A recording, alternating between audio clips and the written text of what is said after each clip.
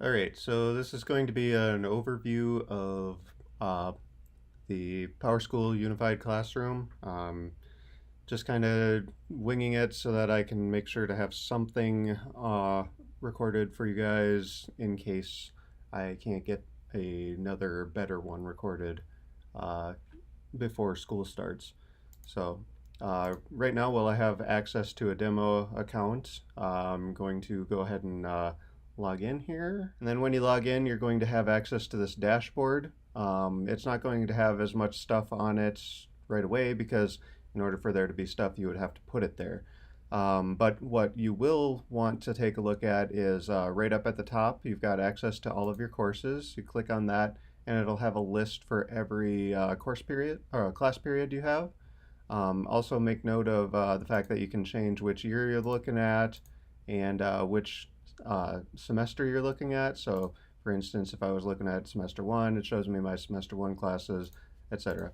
If you're familiar with Power Teacher Pro, the gradebook, then this is going to be very similar. So provided that you had that semester worth of familiarity with Power Teacher Pro gradebook, this is going to be a little bit familiar. So we'll just stay in our computer class here, and you can change your scope up in the top right here. You see I'm on quarter four right now. I could change to quarter three and see quarter three assignments, um, or I can see an overview of semester two. Um, right now, quarter four is the scope that I'm going to be focusing on. Um, right here, you can see a breakdown of standards, and that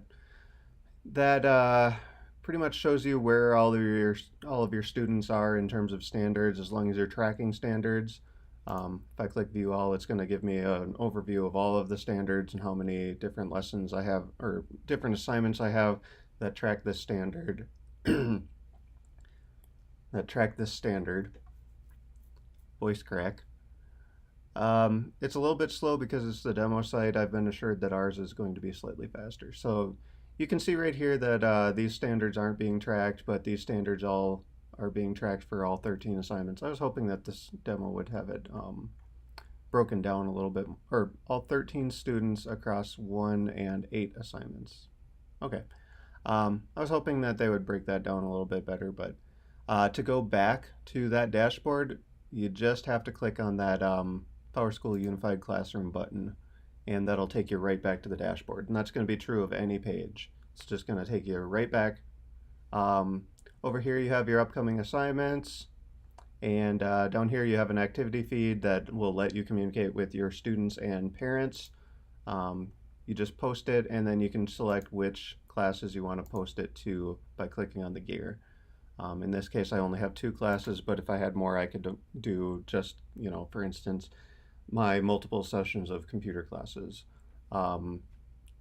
That's an option that's available to you. You post that and it'll go onto your class pages announcements. And it'll show up in the mobile app and all of that kind of stuff. So, you just type in your message, you can click send message now, and then you post, and it'll automatically show up on all of their apps and everything like that. So that's really useful for sending out reminders and notifications of events, etc. Right here, you've got your traditional grades section. This is going to be more important for us because we use traditional grading more than we reliably focus on standards grading.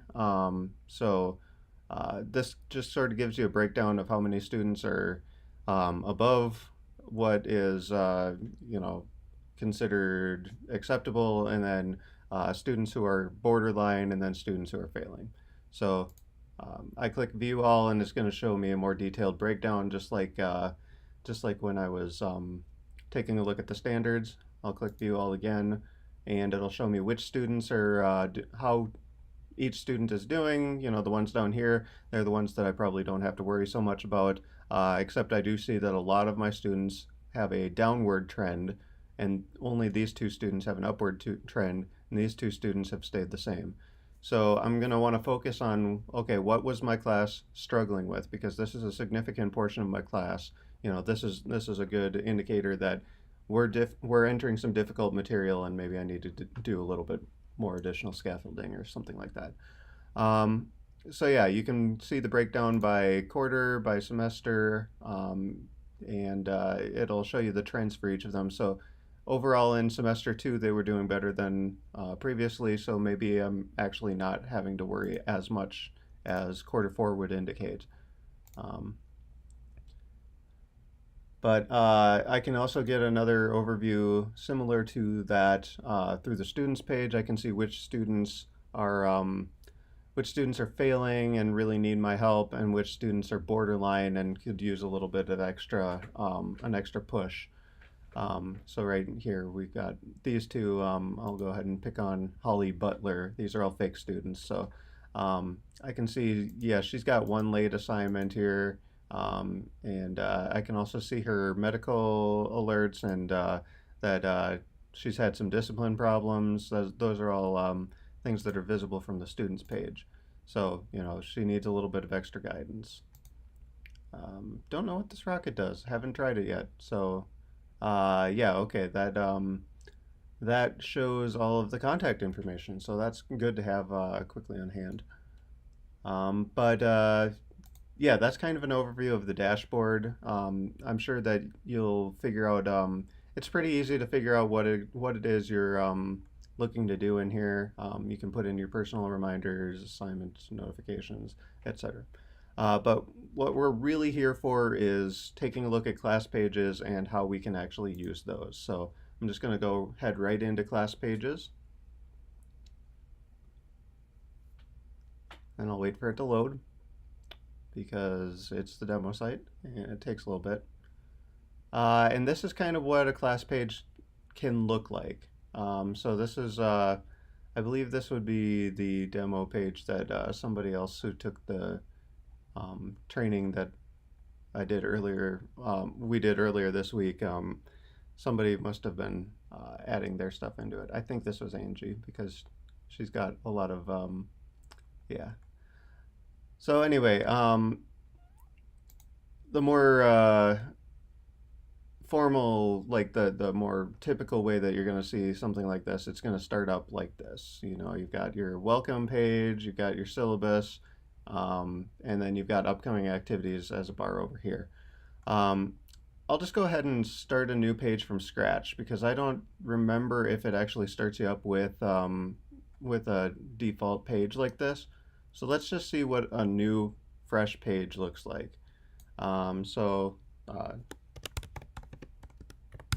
We got to give it a title. The star means that you have to do that.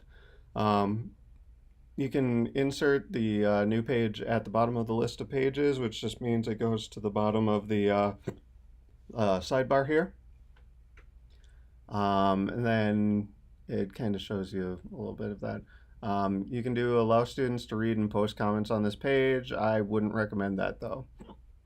You can also do subpages so that if it makes more sense for it to be a subpage of a previous page, you can select that and then you can, append it to chapter 4 and it'll show you, okay, this is what your outline is going to look like. But we just want it to be a brand new page standing by itself, so we're going to hit save and it's going to take us there. And you can see that there's a little bit of an indication of what we're supposed to do with a new page here. So it says click add content block button to get started. So that's pretty much where the power of PowerSchool Unified Classroom comes from, is just by clicking this add content block button. You've got a lot of different options that are available to you. First, you've got your text block, which is really going to be your standard, just put a bunch of text in there. You can also put in images and links and things like that. So we'll just give it the title, This is a Thing. I had my goofy titles because, I'm not actually making a class, but those were all like there from the last time that I did this. If I want to add an image, I can post one from my computer, or I can select one from the internet if I have a link. Normally, if you have the file on your computer, you'll click on my computer and you can actually just drag and drop it. But in the case of linking something from online, you just paste in the link to the image, and then click that next button here. And then it's going to give you some options for how you want that image to work with the text. So you can give your image a caption.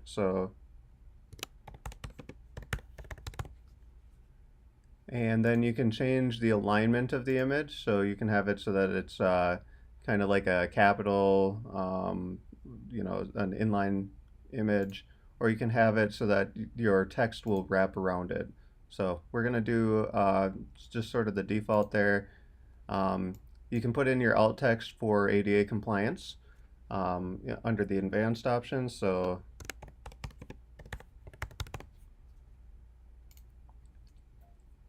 now I've got my image in there, and you can see that my text is going to wrap around it. And also that is rather large, but I didn't modify that. So anyways, then I would just type in whatever my text is.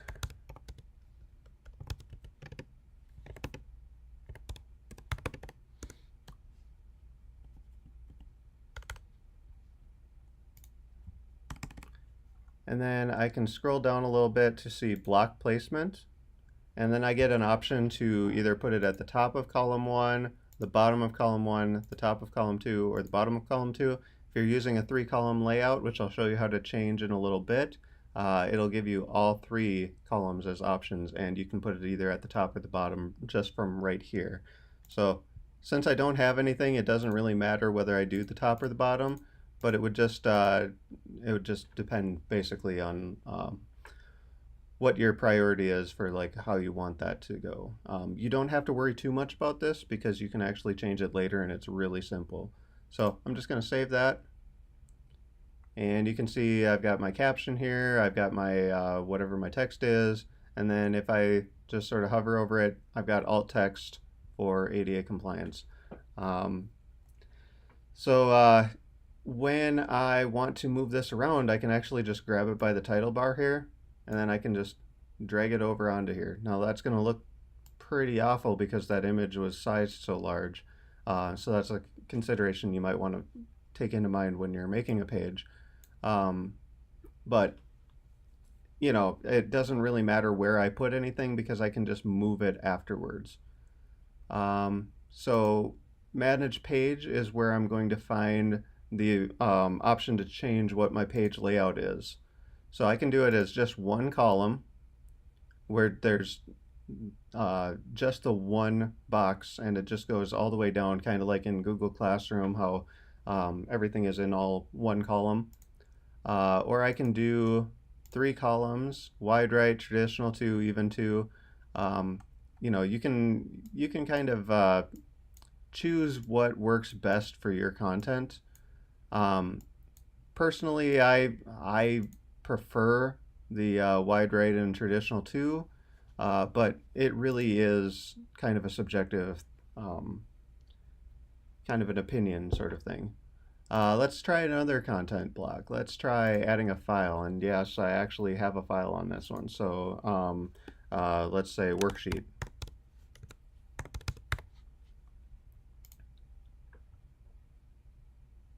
Then we can click upload a file, choose files. No, the question is, where was that one? Right there. So I click open and attach. And that's pretty much all I have to do. I can add some text along with it.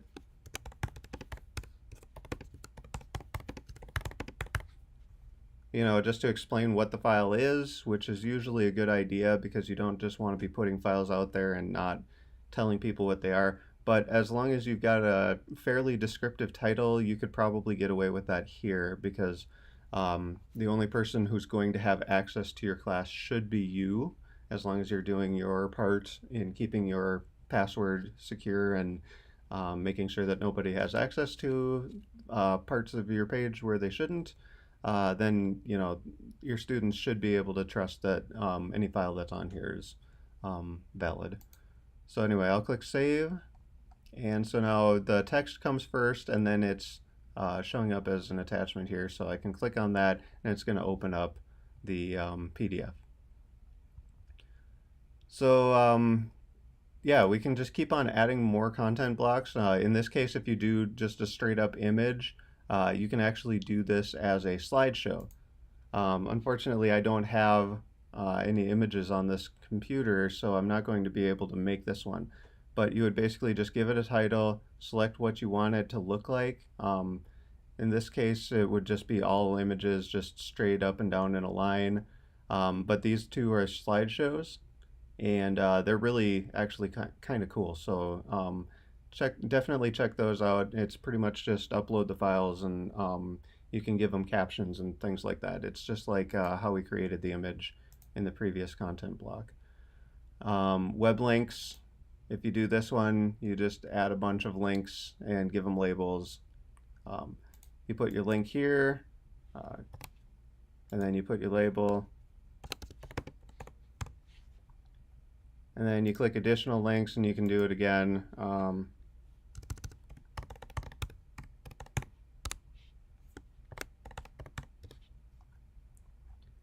And then you give it a title and click save, and it'll show up. You've just got a bunch of links here, and if you had put any text in there, it would show up in the top as well. So we can move that over to the side, we can move that over to the side, and then we're starting to get some sort of structure going on here where, you know, maybe this isn't demo page, maybe this is, you know, chapter 8, you know, and then I've got all of my links, and I've got all of my worksheets or note pages just sort of put up here in this area. So now we can start to get into some of the more interesting stuff. Video works for video files that you have on your hard drive that you want to get up there. It'll just let you upload videos. YouTube is if you have a YouTube link, you just paste in the YouTube link right here, and then you can have that on your page as well. I'm not too worried about mini sites at the moment, so we'll go over that on a later date.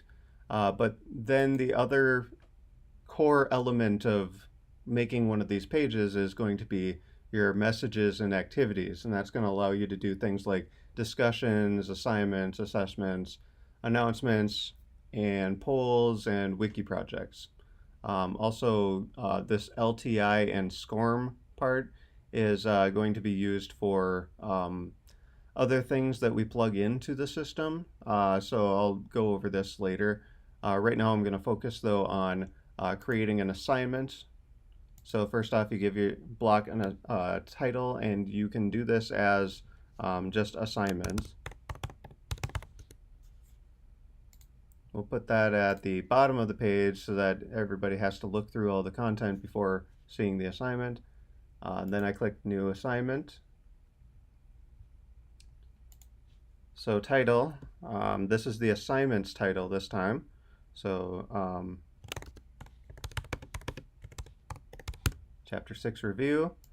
Here, if I had a rubric, which I'll go over later, how to apply rubrics, I'll do that in a follow-up video. If I had a rubric, I would select it here. I could just type it out and then I would be able to find it. And then I'll give details about the assignment. And here's where I can schedule it so that this is the due date. I can allow students to submit work online, save in gradebook. Give it the point value, so this one's worth 50 points. I can auto-calculate assignment standard score in PowerTeacher, but I'm probably not going to do that because I'm not tracking standards. And then show in assignment blocks, we want that checked because then that will show it down at the bottom of our page. And I could choose which assignment block I want it to show up in. So I could have it showing up in multiple places just by selecting the different ones here. But it's always going to show up on the page that you started it in. So in this case, I started it on page demo page, And if I also wanted it to show up in Chapter 4, I would click Chapter 4, and it would show up in that assignment block. If I have any files that I need to upload with it, I can click here, and then I can choose my files. I don't have any files that I want to upload with this one, but it's good to have that option. Now I can click Save.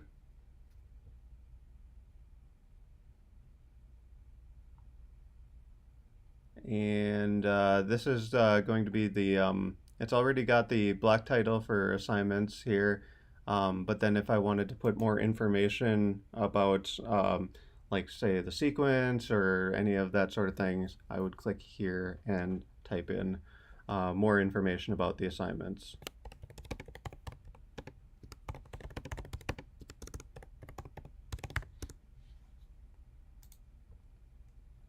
I click Save, and now there's assignments, more info about the assignments, Chapter 6, review details about the assignment, and then I can click View Work. When I click View Work in here, it's just going to take me right to that assignment, and then I can see, okay, here's all of my students, here's all the ones who have handed it in, here's the ones I've gotten back to, and then here's my grading panel. I can just grade from right in here. So, you know, it's out of 50 points. Say the student earned a 45, this student earned 38, she earned a 50, 25, and so on. And basically I can just grade from here. If I actually had some work handed in, which I don't because this is a demo, I can either download all the files to take a look at them that way, or there, I believe, ends up being a button here that you can press to go into sort of a grader view. I'll have to go into detail on that at a later time to show you what that ends up looking like, because right now I don't have the proper access to create student work. So we'll take a look at that later. But for right now, that's how you would grade. And then to get back to class pages, you just click on class pages. And then we'll go back to our demo page. And we're going to do another content block. We're going to do a poll. And with polls, it's just something like, okay, how about did that work? I don't know what that was in reference to, but sure, why not? And then right here, I can just put in my choices here, yes and no. And then to add more choices, I can click the Add Choice button. And to get rid of choices, I can click the trash can. To reorder, I just click the up and down buttons. Right in here, who can vote, students only, parents only, or everyone in roster. Since this is PowerSchool and it's linked in with our PowerTeacher Pro and all of our student information stuff, we're going to have it set up so that if we have a student's parent's email address on file, it's going to be tied directly in so that you can automatically send notifications to parents directly from within PowerTeacher or within PowerSchool. So we can do students only, parents only, or both. So especially if I was like selecting a date for an event or something like that, I might want students and parents to give input on that one. I can do multiple choices, or I can just do one. I could add other, but if you do add other, then you can't get rid of it later on if you need to modify it. So they'll be given the option to type their own answers in, but I won't have the ability to remove that other thing later. So just keep that in mind if you're going to allow an other section. Also, anonymous poll, it means that you won't be able to see who voted for what. Normally you would be able to see, and the students and parents would not be able to see. So that's the default behavior, is that normally it's anonymous to everybody who's voting, and you get to see who's voting for what. But in this way, if you wanted to make sure that there wasn't any sort of selection bias or anything like that, you could click on that and make sure that you don't have access to that either. So I'll click Next. Question can't be blank. I thought I could get away with that. Okay, did it work?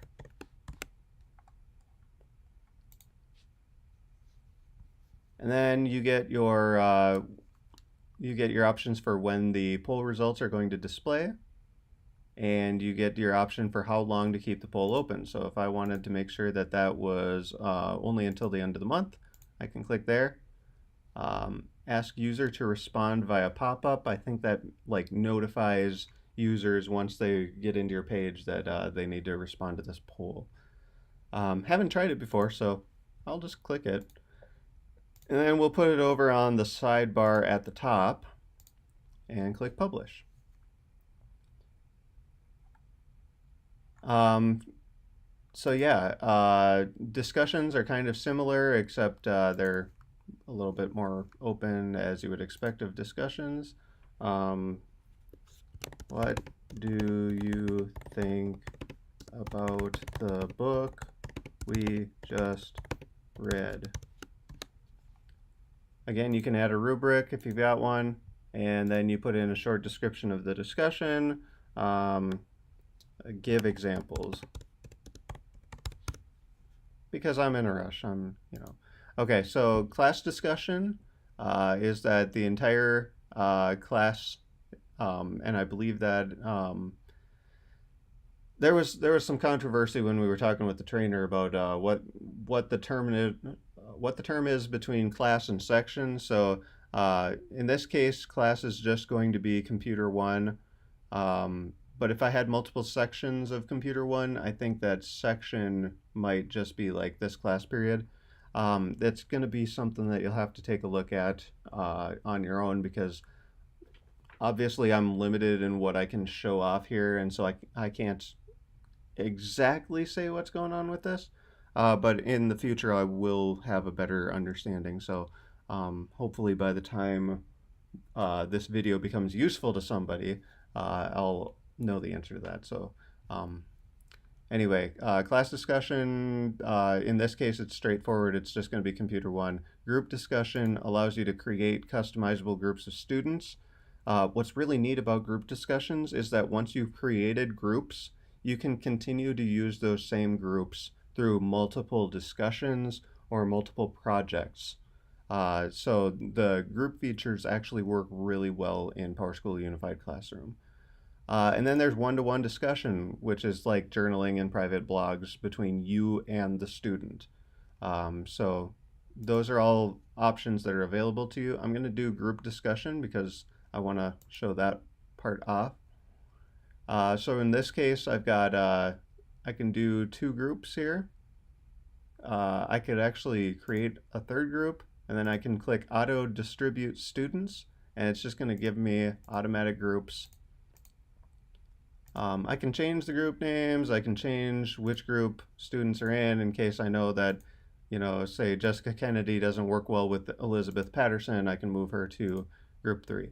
And if I click review groups, I can see an overview of all of the groups and make sure that there aren't any problems that are going to happen here, any conflicts of personality. Then I go back into edit groups. I could clear it and start again if I wanted to, or I can click finish if I'm satisfied with these groups.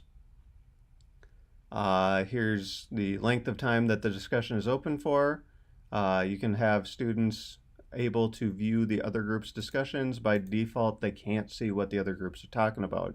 So, that's pretty good if you're doing some sort of like work with your group to figure out the solution to this problem, and then we're going to talk about the different solutions that our groups come up with afterwards, that kind of thing. Require students to post first before seeing others' posts. A lot of teachers, when they're setting up discussions, that's a feature that they want. So I'll check that one. And then you can also do it as a graded discussion, in this case 10 points.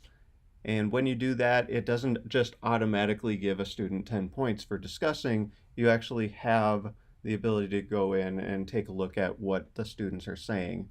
So we'll take a look at that here. Again, you can upload a file and you can change which block it's going to get placed in. So in this case, I'm okay with that. So now I'm going to click View Group Discussions. And in here, this is where I would be able to see all the different threads that are going on. I can create my own posts if I want to jump in, or I can click Manage Discussion, View Results here. And this is going to give me a list of all of my students, which group they're in, and what their posts, like how many posts they have, and what they put in those posts. And then I can click on grade over here, and I can give that students the grade that they deserve for the responses that they gave. If I click this little icon right here, I can add a note to myself.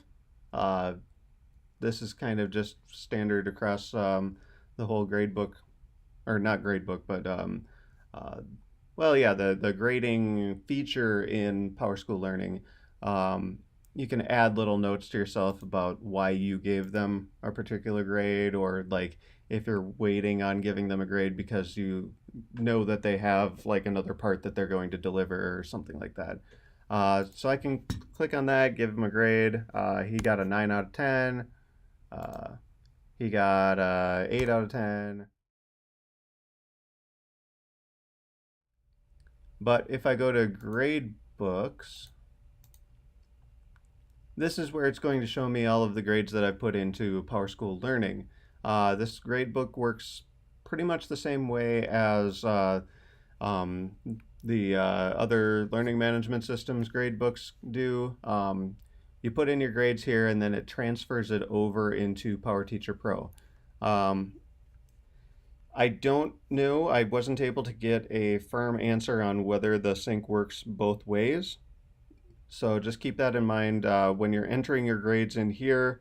Uh, Make sure that if you're going to edit your grades afterwards that you don't resync. You can see I've got little flags here that say um, message from PowerTeacher, an unknown error occurred. If this issue persists, contact your administrator. So that means that I've got some sort of sync error here, probably on account of the fact that this is a demo site.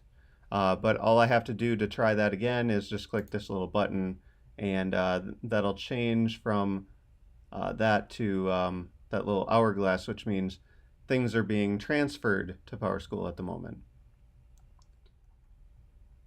Anyway, yeah, this is the grading overview, and you can also do your a couple of different reports in here.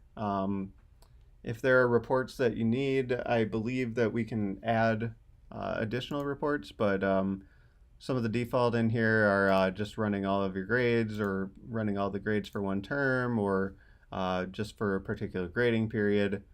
You can run that kind of report, and then you can just sort of uh, use that for whatever you need to.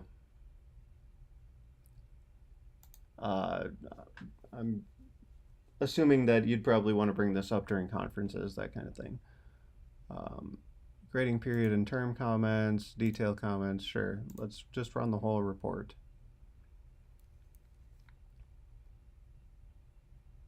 Display students' names as name, name and student ID, or student ID if you just want to sort of obscure it.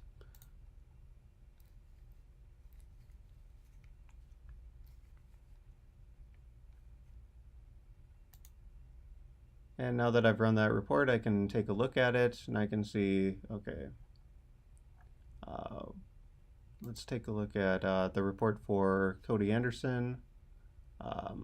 You can see, okay, this is what their grades were, and it looks like we've got a few missing assignments. You can hand that to their parent, and then you can have them try and help you, figure out what's going to make that student get those assignments in, or get future assignments in, that kind of thing. So, this can be very handy to have on hand. You could just pull one of these up, turn the monitor around and show them, okay, this is the list, this is the breakdown of all those different things. Or you click print, and then you do print as PDF. So save as PDF, and then you email that to the parent. You can also do that. That can be an option for you. The last thing I want to do is show you how to import content from another learning management system. So first off, I'm going to go back to my Google Drive, and I'm going to grab that file that I exported last year, which in this case it's going to be one from Marla Sluyan. because I was helping with her. So I'm going to go ahead and download a copy of this. Since it's 22 megs, it shouldn't take that long. And just like that is done. So then we'll go back over to the demo page. And in this case, I'm going to do manage class. And then I'm going to go down to import and export. So in this case, I'm going to import, choose a file. It should be in my downloads here. I'll click open and upload. What that's going to do for me is it's going to take all of the content that's compatible with PowerSchool Learning, and it's going to throw that all into an imported content page, which is a little bit inconvenient, but it allows me to go back in and let's include the empty pages, because even the empty pages might have titles that might encourage me to organize things a little bit more properly, or recreate content that didn't carry over, which is a possibility. Hopefully it's not too much of the content, but we're going to click import. And it is awaiting processing. So I can either wait for the import to start and see its progress here, or I can close this window and move on to other things. You can always check to see if the import is done by visiting the Manage Class Import Export page later. So we are going to move to a different little thing while it's importing. Also in the Manage Class, there's quite a few different things that we can change in here. So let's go to Edit Theme. And I will be creating a school theme for us that's going to have the school colors and you know, maybe the school logo as a background watermark, so it kind of looks like what we had in Canvas. But then there's also the PowerSchool Learning themes, and you can also create your own themes to go along with your content. So in this case, let's take a look at some of the default themes, and I'm going to see, okay, I want to try this one, the jellyfish one, and I click apply. It does give you a little preview of what it's going to look like, but now you can see that all of the colors have changed, and now I've got this new background. I've got another background behind here. If I don't particularly care for some of the colors, I can go in there and I can change that. I can edit this to my liking.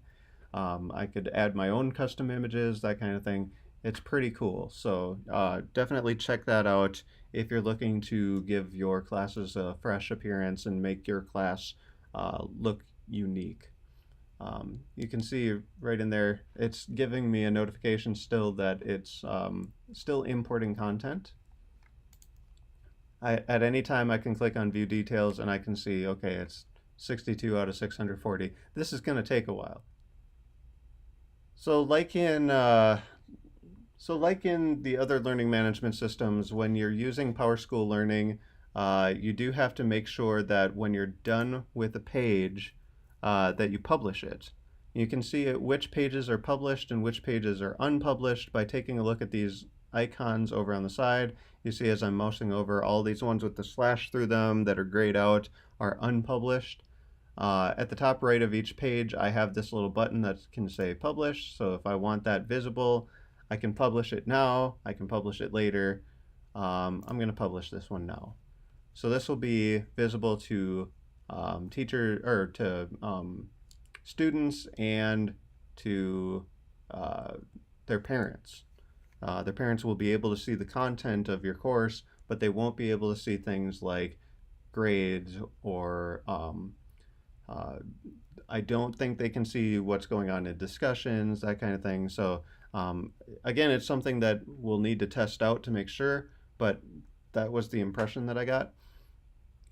You can see when I got onto this page, it just popped up with the poll right away. So that's kind of neat. But if I want to see what it looks like from a student's point of view, I'm going to go up to that Manage Class option again, and I'm going to do View as Student. This is similar to in Canvas we had Student View. It appears you have some unpublished pages. They will not be viewable by visitors. Click on the Publish button when viewing the page to make this visible. We can click OK. You can see there's only one page that'll be viewable. The rest of them won't be. But then this is the page and how it's going to look to a student. So right in here, you can pull open the comments, but I can't add a comment because I'm a student, so only the teachers can add comments to that one. I can click on View Group Discussions. I can hand in an assignment. So I could go in and I can create a new post. You can see only member of Group 1 and teachers can write posts. View options, yeah, just kind of poke around in here and see what's going on. Let's hand in an assignment. I can't because I'm not a student, but if I click that as a student, it would give me a little dialog box saying, upload your assignment. Where's the file? Since we're going to have Google Drive integration, they'll be able to upload from Google Drive as well. Once you're done poking around as a student, you can click Exit Preview. Also up there was a button that said View Published that would only allow you to see the things that are published. So it's kind of nice that they allow you to see the unpublished stuff as a student before publishing it, so that you know that they're going to see things correctly, rather than other systems where it's like you'll only be able to see the stuff that's published. So in order to student preview it, you have to publish it and hope that none of your students happen to be looking at your class at the time. Actually, I can see that a lot of the stuff is already showing up. So it looks like every assignment is actually showing up as its own page, which is not what I was expecting. But it looks like all the stuff is there, so I could go ahead and make these subpages within my chapters, and then I can just point students' attention to them. I should actually show you how to do that before we go. If I click on Organize Pages, now if I want to make any of these pages a subpage of another page, all I have to do is grab it by the handle and move it over to the right. You see how it indents a little bit and that little icon shows up? And then if I want to make it a regular page, then I just drag it back over to the left. So I move it to the right, it becomes a subpage of the page above it. I move it to the left, it's a main page. And then I can just sort of drag and drop it to order these exactly where I want them to be. So you can see I've got my work cut out for me, that I have to go in and start organizing these pages. But I can do cool things like have subpages of subpages, and I can go a few levels deep on this if I want to. Yeah, there's an awful lot you can do here. So I'll click Apply, and all of the subpages and that mess is going to be it's going to be how I had it in there. So yeah. So hopefully this was useful. Hopefully this gets you going. We're going to be doing some live sessions on this as well, so that you can ask some questions and get further acclimated to what's going on in here. I'll be sending out details on how to log in this video. So again, if you have any questions, just let me know, and I'll try and answer them as best I can. We're all gonna kind of learn this together, and hopefully we're gonna start off on a pretty good footing, because we've all got some experience with learning management systems now. It's mostly the same stuff, just in a slightly different way.